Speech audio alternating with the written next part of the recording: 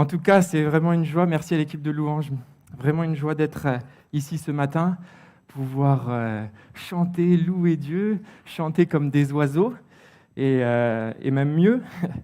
Et je mesure le privilège que j'ai d'être ici ce matin, devant vous, pour partager la parole. C'est une petite pression. Surtout que partager la parole de Dieu, c'est partager cette puissance, cette parole créatrice qu'on voit depuis plusieurs semaines depuis le début de l'été. Dieu a créé toutes choses par sa parole, et c'est ça qu'on veut partager ensemble ce matin. Non seulement on veut s'émerveiller de la création de Dieu, et les vacances d'été, c'est vraiment le moment idéal pour ça, mais on veut aussi focaliser nos yeux sur ce que la création nous montre, sur les vérités spirituelles qu'elle nous enseigne, qu'elle nous rappelle. Aujourd'hui, 5e jour, on regarde la création des oiseaux et des poissons. Et on lit ensemble Genèse chapitre 1, versets 20 à 23. Dieu dit que les eaux foisonnent d'une multitude d'êtres vivants et que des oiseaux volent au-dessus de la terre dans l'étendue du ciel. Alors Dieu créa chaque espèce de grands animaux marins et chaque espèce d'êtres vivants qui se meuvent et foisonnent dans les eaux, et chaque espèce d'oiseau ailé. Dieu vit que cela était bon. Et Dieu les bénit en disant : « Soyez féconds, multipliez-vous, remplissez les eaux des mers, et que les oiseaux aussi se multiplient sur la terre. » Ainsi, il y eut un soir et il y eut un matin, ce fut le 5e jour. Dans les 4 premiers jours de la création, Dieu met en place le décor. Il crée la lumière, le premier jour. Le 2e jour, il crée le ciel, la mer. Le 3e jour, il crée la terre et la végétation. Et le 4e jour, Dieu place le soleil, les étoiles, la lune. Imaginez un petit peu ce décor. Je l'imagine sans bruit, silencieux, sans mouvement, calme. Et puis le 5e jour, Dieu dit « Action !» Dieu dit que les eaux foisonnent, que ça fourmille. C'est bizarre parce qu'il n'a pas créé les fourmis encore. Mais il faut que ça fourmille quand même, d'une multitude d'animaux vivants. Par sa voix, Dieu donne vie à toutes les créatures. Il peuple les mers et le ciel. Dieu crée la vie, Dieu crée le mouvement, Dieu crée le bruit. Il y avait déjà certainement le mouvement des astres. Il y avait déjà la vie des plantes, en quelque sorte. Mais les plantes ne sont pas désignées comme des êtres vivants dans le récit de la création. Les plantes ne voient pas, les plantes ne bougent pas, n'entendent pas, les plantes n'émettent pas de son. Dans le verset 30 de Genèse, la suite de notre passage, Dieu précise que tous les animaux ont reçu un souffle de vie. Dieu crée des animaux vivants, ayant un souffle de vie en eux, ayant la capacité de bouger, de grouiller dans la mer, de voler devant l'étendue des cieux et d'émettre des sons. Notre Dieu est le Dieu qui crée des êtres vivants. Notre Dieu est le Dieu qui crée la vie, qui insuffle la vie à une matière inerte, qui du néant crée le mouvement. Amen. Le 5e jour, il est très particulier. Pourquoi ? Parce que c'est aussi la première mention de la bénédiction de Dieu.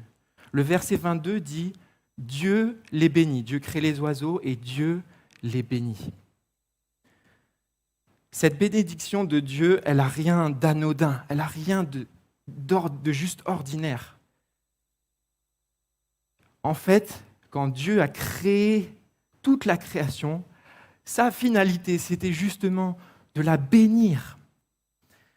Bénir la création, l'humanité tout entière. Et c'est ça le projet extraordinaire de Dieu. La particularité, c'est que Dieu bénit les poissons et les oiseaux en leur disant « Soyez féconds, multipliez-vous, remplissez la terre, remplissez les mers. » En bénissant les poissons et les oiseaux, Dieu crée aussi la capacité pour chacune des espèces de se reproduire, de reproduire la vie qu'il a insufflée en eux. C'est extraordinaire. Dieu leur donne la capacité de prospérer et de nager dans le bonheur. Plus tard, toujours dans ce même passage de Genèse chapitre 1, Dieu accorde cette même bénédiction à Ève et à Adam. Un peu plus tard dans le livre de la Genèse, Dieu bénira aussi Abraham en lui promettant de bénir aussi toutes les familles de la terre. C'est pour ça que c'est important, cette première notion de la bénédiction. L'histoire de la bénédiction ne s'arrête pas là, parce que malheureusement, elle a été brisée par le péché, par la désobéissance d'Adam et Ève. Mais là encore, ce n'est pas fini. La bénédiction ne s'arrête pas. La bénédiction ultime de Dieu, la bénédiction parfaite de Dieu pour nous, c'est la réconciliation qu'on peut avoir avec lui. C'est le pardon, la nouvelle vie par la foi dans l'œuvre accomplie de Jésus-Christ. D'ailleurs, l'apôtre Paul le dit dans Éphésiens chapitre 1, verset 3, « Loué soit Dieu, le Père de notre Seigneur Jésus-Christ, car il nous a bénis. Il nous a bénis de toute bénédiction spirituelle en raison de notre union avec Christ. » C'est merveilleux de voir que Dieu crée la vie, qu'il crée aussi la capacité pour chaque espèce de se reproduire, de se multiplier, de recréer la vie. Et je vous donne juste un exemple. C'est la femelle du cabillaud, la morue. C'est un poisson qui vit dans les eaux froides. Et le cabillaud, il est capable de pondre en moyenne 6 millions d'œufs. 6 millions d'œufs. Ça, c'est la puissance de la bénédiction. 6 millions de petits cabillauds. Alors, il y a beaucoup d'œufs qui vont servir de nourriture à des prédateurs sur ces 6 millions. Mais c'est quand même admirable, c'est quand même énorme. 6 millions d'œufs pour un poisson. Le psaume 111 nous parle justement des œuvres admirables de Dieu. Il dit « L'Éternel accomplit des œuvres admirables, et elles sont méditées par tous ceux qui les aiment. » Et c'est justement le but de cette série, c'est justement le but de ces prédications, d'admirer et de méditer les œuvres admirables de Dieu. Alors ce matin, je vous propose d'admirer les poissons, de voir que admirer les poissons nous encourage à chanter. Premièrement, admirer les poissons et les oiseaux nous encourage à chanter. Je l'ai dit, comme à son habitude, quand Dieu crée, il crée les choses en grand, en géant, en infini, parce qu'il est un Dieu grand, parce qu'il est un Dieu infini. Dieu crée une multitude. Il y a d'autres traductions qui disent en abondance. Et en plus de ça, il leur demande encore de se multiplier et de remplir toute la mer. C'est merveilleux dans ce passage de voir l'intelligence de Dieu, l'intelligence infinie, sa toute-puissance pour créer chaque espèce, son intelligence, chaque animal marin.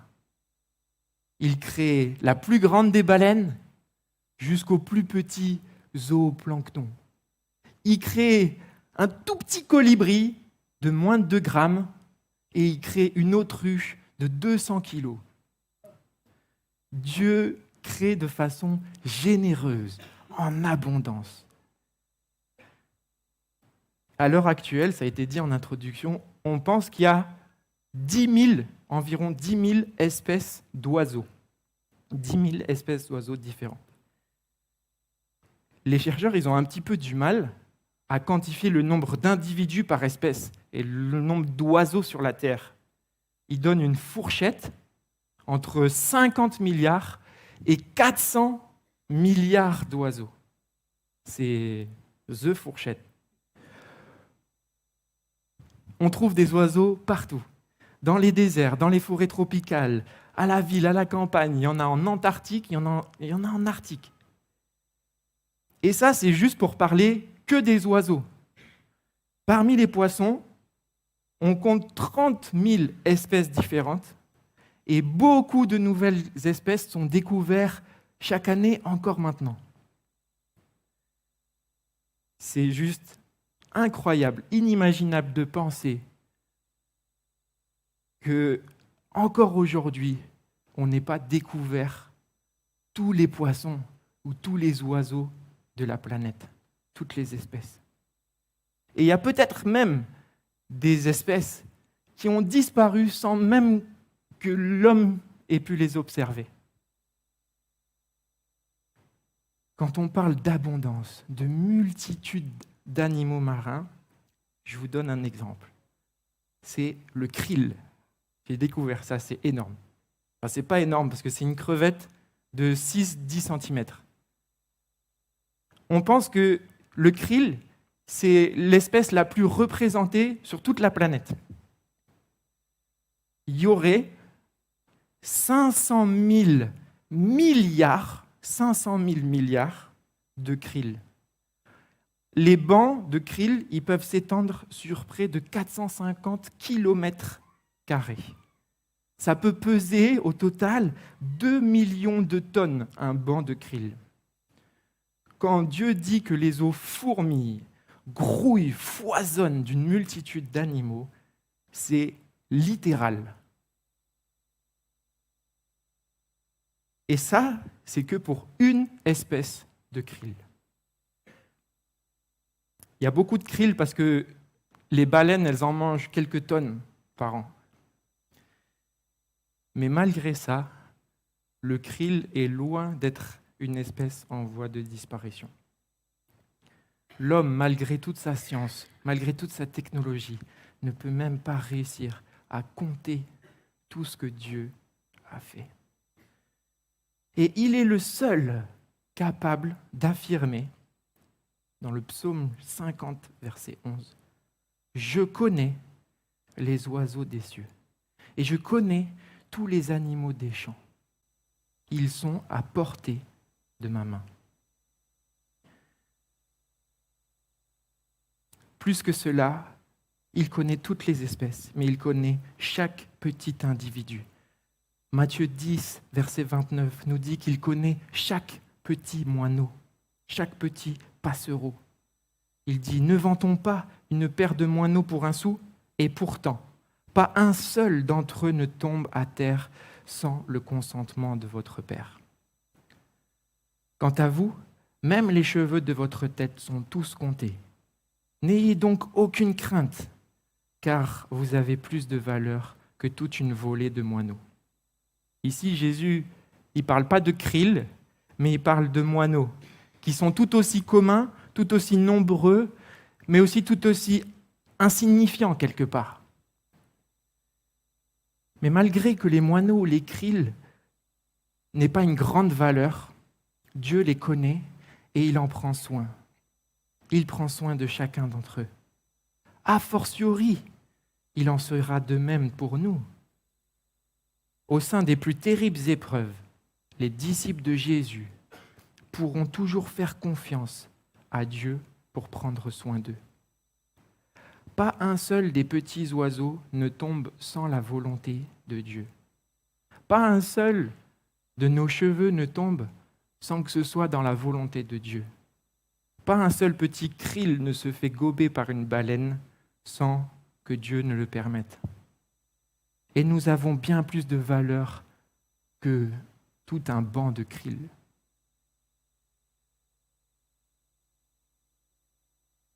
Prendre conscience de la valeur que nous avons aux yeux de Dieu devrait nous remplir de paix, devrait nous remplir d'une joie immense. Quand on considère tout ce que Dieu a créé, toute la quantité de poissons qu'il a mis dans la mer, toute la complexité, toute la beauté, toute la diversité qu'il peut y avoir dans la création, c'est admirable de penser qu'il contrôle tout et qu'il se préoccupe de chacun de nous, chaque espèce, chaque individu. Et j'espère que cette pensée-là, elle nous pousse à le louer, à l'adorer. Je prie pour qu'après avoir contemplé toutes ces œuvres admirables, nous ayons le même réflexe que les oiseaux, chaque matin, de chanter, de chanter, de chanter. Le psaume 148 invite toute la création tout entière à chanter. Louez l'Éternel du haut des cieux, louez-le dans les lieux élevés. Que les anges le louent, que le soleil, la lune le louent et toutes les étoiles. Il continue, que toutes les eaux et les cieux le louent. Il continue, que tous les monstres marins, tous les feux, grêles, neige, brouillard louent. Évidemment, que tous les arbres fruitiers, les animaux, les reptiles, les oiseaux louent l'Éternel, le roi de la terre. Le psaume au verset 12 nous invite tous, roi de la terre, peuple, prince, jeune homme, jeune femme, vieillard, enfant, qu'ils louent tous le nom de l'Éternel.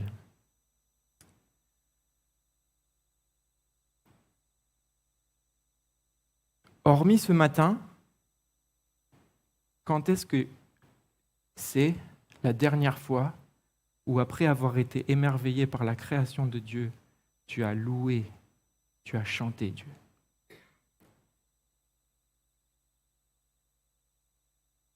Comme les oiseaux, nous avons cette faculté que Dieu nous a donnée de chanter, d'utiliser notre voix pour célébrer celui qui a tout créé. Et c'est important de le faire en assemblée, comme on l'a fait ce matin. C'est important de venir utiliser notre voix dans ce moment précieux qui est l'adoration communautaire. Et les psaumes sont remplis d'invitations à chanter et à crier notre joie de façon communautaire, ensemble. Le psaume 95 dit « Venez, crions notre joie en l'honneur de l'Éternel, louons le Seigneur, présentons-nous devant lui avec des prières de reconnaissance, acclamons-le en musique. » Et là, je fais une petite parenthèse sur ça. Le psaume 95 nous invite à venir et crier notre joie. C'est pas possible de crier sa joie sur YouTube. Je peux suivre un culte à distance. C'est un merveilleux outil. Mais il n'y a rien de plus précieux pour les enfants de Dieu de venir se réunir chaque dimanche pour louer et chanter ensemble. Et je ne sais pas si c'est votre cas, c'est pas votre cas puisque vous êtes là ce matin, mais des fois on peut avoir la mauvaise habitude de se dire « Ah, peut-être pas aujourd'hui l'église. De toute façon, je peux revoir le replay sur Internet. » Et je trouve ça triste de penser comme ça. Revenons à l'église. Revenons chanter de tout notre cœur ensemble. La prochaine fois que tu seras agacé par le chant du coq, quand tu prends tes vacances à la campagne, rappelle-toi qu'il t'exhorte à chanter le Créateur de tout ton cœur.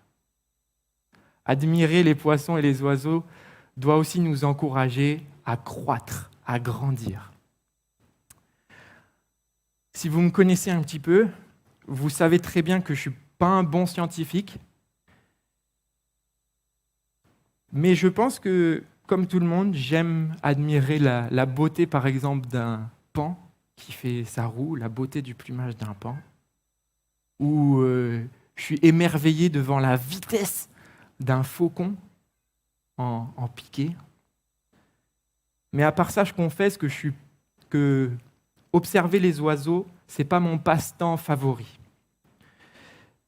Et j'ai été repris en préparant ce message, parce que figurez-vous que Jésus lui-même encourage ses disciples à être de véritables ornithologues. Matthieu 6, verset 25, nous dit « Ne vous inquiétez pas pour votre vie, de ce que vous mangerez, de ce que vous boirez, ni de votre corps, de quoi vous serez vêtus. La vie n'est-elle pas plus que la nourriture, et le corps plus que le vêtement ? Regardez les oiseaux du ciel. Ils ne sèment ni ne moissonnent, ils ne ramassent rien dans des greniers, et votre Père céleste les nourrit. Ne valez-vous pas beaucoup plus qu'eux ? Qui de vous, par ses inquiétudes, peut ajouter une coudée à la durée de sa vie ? Et pourquoi vous inquiétez au sujet du vêtement ? Considérez comment croissent les lys des champs. Ils ne travaillent ni ne filent. Cependant, je vous dis que Salomon même, dans toute sa gloire, n'a pas été vêtu comme l'un d'eux. Si Dieu revêt ainsi l'herbe des champs, qui existe aujourd'hui et qui demain sera jetée au four, ne vous vêtira-t-il pas à plus forte raison, gens de peu de foi ? Ne vous inquiétez donc point, et ne dites pas « Que mangerons-nous ? Que boirons-nous ? De quoi serons-nous vêtus ?» Car toutes ces choses, ce sont les païens qui les recherchent. Votre Père céleste sait que vous en avez besoin. Cherchez premièrement le royaume et la justice de Dieu, et toutes ces choses vous seront données par-dessus. Ne vous inquiétez donc pas du lendemain, car le lendemain aura soin de lui-même. À chaque jour suffit sa peine. Ce passage de Matthieu, au verset 6, fait partie de ce qu'on appelle le sermon sur la montagne. Et dans l'objectif de cet enseignement, c'est que Jésus vise, c'est de dépeindre le comportement qu'il attend de chacun de ses disciples. Jésus, par cet enseignement, il souhaite faire croître, il souhaite faire grandir ses disciples. Et il le fait en les invitant à observer les petits oiseaux. Bien sûr, ce texte s'adresse à nous aussi en tant que disciples aujourd'hui. Nous voulons ressembler chaque jour un peu plus au Maître, affermir notre vol vers la cité céleste. D'ailleurs, c'est une bonne idée dans cette église que les classes des enfants s'appellent l'envol. Les classes des petits disciples qui sont formés juste à côté portent le nom de poussins, de moineaux, d'hirondelles, d'aigles. Quel est le message que Jésus veut nous faire passer en observant les oiseaux ? À 3 reprises dans ce passage, il donne cet ordre. Ne vous inquiétez pas. Ne vous inquiétez pas. Ne vous inquiétez donc pas. Ici, pour faire grandir ses disciples, Jésus tente de corriger la tendance que nous avons à réduire notre existence à une succession de repas, de vêtements, de toutes choses matérielles. Et c'est justement une tactique du diable que le diable utilise pour nous détourner du vrai but de notre vie. Le diable, en tant que disciple, le diable préfère que nous nous occupions, que nous nous inquiétions de la nourriture, de la boisson ou de quoi nous allons être vêtus, plutôt que du royaume de Dieu. J'ai des progrès à faire dans ce domaine-là. Le texte mentionne l'inquiétude au sujet du vêtement, au sujet de la nourriture, mais on pourrait rajouter toutes les inquiétudes que nous avons dans tous les domaines matériels de nos vies. Le travail, quelles études, les soucis de voiture, de patron, s'inquiéter pour ces choses matérielles est décrit dans ce passage comme un péché. Pourquoi ? Parce que quand tu t'inquiètes, tu ignores l'amour que Dieu a pour toi, pensant qu'il ne t'aime pas assez pour prendre soin de toi. Quand tu t'inquiètes, tu ignores la sagesse de Dieu en suggérant qu'il ne sait pas ce qu'il fait. Quand tu t'inquiètes, tu ignores la puissance de Dieu, laissant penser qu'il n'est pas capable de prendre soin de toi. Finalement, nous consacrons tout notre cœur, toute notre pensée, toute notre force à nous assurer que nous aurons toujours de quoi vivre, de quoi survivre, et nous manquons le but, nous ratons la cible pour laquelle nous avons été créés, à savoir aimer Dieu, l'adorer et le servir. C'est pour ça que Jésus qualifie ceux qui s'inquiètent de gens de peu de foi. Les disciples qui s'inquiètent de choses matérielles sont qualifiés de gens de peu de foi. Par l'exemple des oiseaux, Jésus montre qu'il exerce sa bonté, sa providence. Il nourrit les oiseaux alors même que les oiseaux ne sèment pas, ne moissonnent pas et ne font pas de réserve. Et nous sommes bien plus précieux que les oiseaux. Ne pourrions-nous pas aussi faire confiance à Dieu pour les choses matérielles ? Il y a quelque chose qui m'a titillé l'oreille quand j'ai lu ce passage. C'est intéressant de remarquer que Jésus dit que c'est votre Père céleste qui nourrit les oiseaux. Jésus ne dit pas que les oiseaux ont un Père céleste. Il est le créateur des oiseaux, mais il est notre Père céleste à nous. Ce que Jésus est en train de dire, c'est que si Dieu prend soin de toutes ses créatures pour des besoins matériels, alors il accordera un soin bien plus grand à chacun de ses enfants. Comment pourrions-nous nous inquiéter encore après cela ? Il est important de noter quelque chose. La mise en garde contre l'inquiétude, pour les choses matérielles, elle ne va pas à l'encontre de la prévoyance. L'exemple des oiseaux, il est encore flagrant pour ça, parce qu'on sait qu'il y a des oiseaux qui justement font des réserves. Ils stockent des petites graines, ils stockent des glands, il y en a même qui empalent des moustiques sur des épines pour faire un garde-manger. Et en effet, les oiseaux sont prévoyants. Ils construisent des nids, ils prennent soin de leurs œufs, les couvent, nourrissent leurs petits. Certaines espèces migrent pour fuir le froid.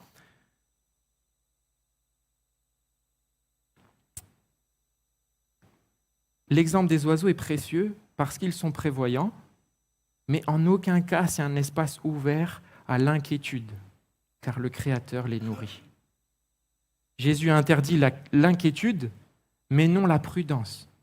Et la foi en Dieu n'est pas incompatible avec le fait de prendre des bonnes dispositions pour le futur. Ce que Dieu condamne ici, c'est d'être totalement accaparé, obnubilé par les préoccupations matérielles. Voilà ce que Martin Luther écrit au sujet de ce passage. Vous voyez, Dieu fait des oiseaux nos maîtres. Quelle constante leçon d'humilité dans l'Évangile qu'un passereau inutile puisse servir d'un théologien et un prédicateur pour le plus sage d'entre nous.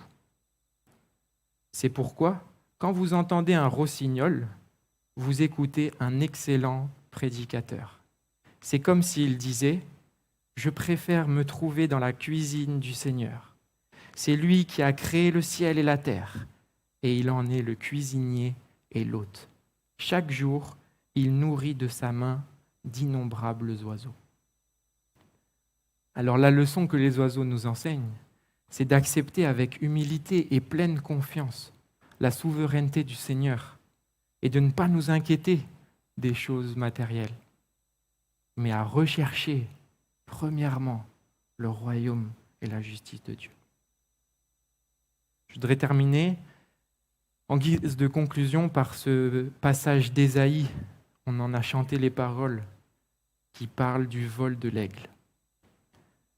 Il dit « L'Éternel donne la force à celui qui est fatigué, et il augmente la vigueur de celui qui tombe en défaillance. Les adolescents se fatiguent et se lassent, et les jeunes hommes chancellent. Mais ceux qui se confient en l'Éternel renouvellent leur force. Ils prennent leur envol comme des aigles. Ils courent et ils ne se lassent point. Ils marchent et ils ne se fatiguent point. » Je me souviens d'une randonnée avec Mia il y a quelques mois. Elle voulait absolument marcher toute seule. Elle voulait surtout pas monter dans le porte-bébé. Alors avec Sarah, comme on est quand même un peu prévoyant, on va prendre quand même le porte-bébé. Elle ne voulait pas monter dans le porte-bébé. Alors elle a commencé à marcher. Quelques mètres. Les mètres sont devenus des kilomètres. Mais Mia ne voulait toujours pas monter dans le porte-bébé. Évidemment, elle a commencé à se fatiguer, à se plaindre. Mais elle ne voulait pas monter sur mon dos dans le porte-bébé. Elle pleurait, elle s'arrêtait tous les 10 mètres, se plaignait d'avoir mal aux jambes, d'être épuisée. Mais elle ne voulait toujours pas se laisser porter dans le porte-bébé. Alors avec Sarah, on ne savait pas quoi faire. Et finalement, on l'a forcée, avec des hurlements, à monter dans le porte-bébé, parce qu'on n'avançait plus. Mia, en fait, elle avait peur de juste se laisser porter dans le porte-bébé. Elle avait peur de perdre le contact avec le sol si stable et si rassurant. L'aigle, il vole de la même façon. À un moment, l'aigle, il doit accepter de s'élancer dans les airs, de quitter son rocher si stable, si rassurant. Et je pense que pour le premier vol d'un aiglon, ça doit être assez déstabilisant de se lancer sur un pont invisible, de s'appuyer juste sur l'air qu'on ne voit pas. Et pourtant, pour l'aigle, c'est le meilleur moyen de monter à plusieurs milliers de mètres au-dessus de la terre. Pour nous qui aimons bien marcher par nos propres forces, qui aimons bien être sur un sol stable, rassurant, où on contrôle chaque situation de nos vies, c'est déstabilisant d'accepter ce pas de foi et de s'appuyer sur cette puissance de l'air, s'appuyer sur la puissance invisible du Saint-Esprit qui nous porte. Pourtant, bien que ce soit déstabilisant, c'est le seul moyen que nous avons pour que Dieu nous conduise, pour que Dieu nous porte. C'est le seul moyen pour que nous ne soyons jamais lassés, jamais fatigués sur notre route vers le ciel. Je vais prier. Merci Seigneur, merci Jésus pour le sacrifice que tu as accompli. Merci parce qu'on le voit au travers de toute ta création. Tu es bon et tu prends soin de nous. Si nous sommes fatigués, si nous sommes chargés, aide-nous Seigneur à compter sur tes forces, à nous appuyer sur toi, à ne pas nous inquiéter du lendemain, à ne pas nous inquiéter des affaires matérielles, mais en toute chose, compter sur ta puissance, sur ta protection. Amen.